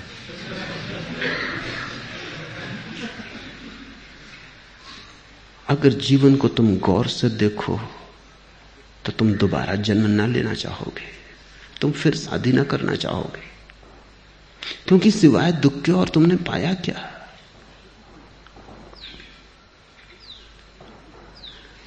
यही तो सारे पूरब की खोज है, आवागमन से कैसे छुटकारा हो जाए। जिन्होंने जीवन को देखा उनकी एक ही आकांक्षा बची कि जीवन से छुटकारा कैसे हो जाए। मैंने सुना है कि एक बहुत अनूठा सन्यासी बोधि धर्म जब चीन गया बुद्ध का संदेश लेकर, तो सम्राट वू ने उससे पूछा कि संक्षिप्त में मुझे बता दें, मेरे पास ज्यादा समय नहीं है, तुम देख ही रहे हो कि साम्राज्य बड़ा है और मैं ज्यादा सत्संग नहीं कर सकता, मुझे संक्षिप्त में बता दो कि जीवन की सबसे बहुमूल्य बात क्या है, सबसे बड़ा सौभाग्य क्या है। बोधि धर्म ने कहा, तुम समझ ना पाओगे, सबसे बड़ा सौभाग्य ये कि तुम पैदा ही ना होते। वो थोड़ा चौंका, ये कोई सौभाग्य की बात कर रहा आदमी कि तुम पैदा ही ना होते? पर निश्चित ही बोधि धर्म सौभाग्य की ही बात कर रहा है। बुद्धों की यही तो आकांक्षा है कि पैदा ना होते। पर बोधि धर्म ने कहा, वो बात तो हो नहीं सकती, खत्म, तुम हो ही गए पैदा। वो तो नंबर 1 का सौभाग्य है। इसलिए नंबर 2 की कहता हूं कि जितने जल्दी मर जाओ। कहते हैं वो फिर कभी मिलने नहीं आया बोधि धर्म को कि ये भी कोई ज्ञानी है। लेकिन मैं भी तुमसे कहता हूं, नंबर 1 का सौभाग्य कि तुम पैदा न हुए होते, लेकिन उस पर तो अब कोई बस नहीं, हो ही गए। तो अब दूसरा सौभाग्य है कि तुम जीते जी मर जाओ। जीवन से तुम्हारा राग रंग छूट जाए, ये जीते जी मरने का अर्थ है। तुम ऐसे जीने लगो जैसे तुम हो ही नहीं। बैठो बाजार में, क्योंकि कहीं तो बैठोगे ही, लेकिन ऐसे जैसे हो ही नहीं। पालो पत्नी बच्चों को, पालना ही पड़ेगा, लेकिन ऐसे जैसे तुम हो ही नहीं। तुम अनुपस्थित हो जाओ और जल्दी ही तुम पाओगे कि तुम्हारी अनुपस्थिति रिक्त नहीं रही, परमात्मा उसमें धीरे धीरे उतर आया है। भज गोविंदम भज गोविंदम भज गोविंदम मूढ़मते। आज इतना।